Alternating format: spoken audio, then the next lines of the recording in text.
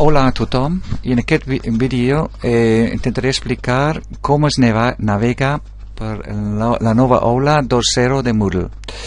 Doncs tenim com sempre les tres columnes, a l'esquerra la del medi i de la dreta. Aquí amunt tenim la navegació fins a fora de l'aula, o sigui des de la classe concreta fins a la primera plana d'inici. Ara mirem la navegació dins de l'aula. Aquí tenim dos blocs importants que són navegació i arranjaments. Arranjaments són configuració, administració del curs. Aquests blocs poden comprimir-se, com tots els blocs, fent clic aquí en el signe de menys o expandir-se fent clic en el plus. Així. Con la navegació hi ha un canvi interessant per a l'alumne, que és, si anem a la classe en concreta, on hi és, veurem que tenim la classe, els participants en formes, però després tenim els diferents blocs centrals. El general és el primer.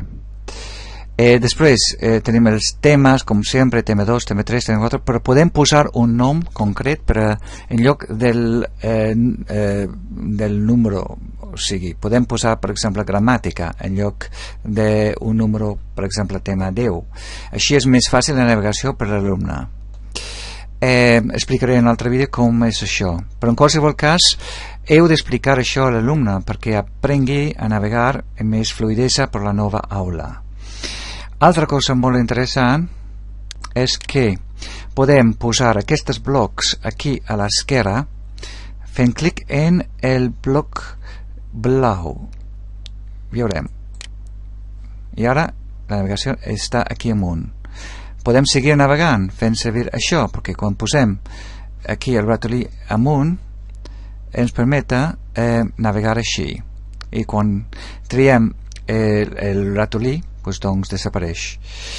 I a més podem posar tots així a l'esquerra i així estalviem espai i ara l'alumne té més espai per a navegar per l'aula. Hi ha l'altra forma de fer això, que és, no sé si podeu veure això en el vídeo, però diu, restaura tots els blocs a la seva columna fent clic en el bloc de color blau. I, voilà, i són tots. Aquesta navegació, doncs, és molt fàcil. Fer clic aquí, etc. Podem triar entre navegar així, amb el ratolí, o podem tornar a col·locar molt fàcilment així, o fent servir això per a posar tots una altra vegada. Altra cosa, si anem a arranjaments, expandim això, fent clic en el plus, i baixem a canviar rol A. Abans, en el Moodle anterior, estava amunt. Ara està aquí a l'esquerra, canvia rol A. I podem triar, per exemple, canviar el nostre rol a student, a estudiant, sobretot quan estem projectant l'aula en classe. Podem fer tot això també a la dreta.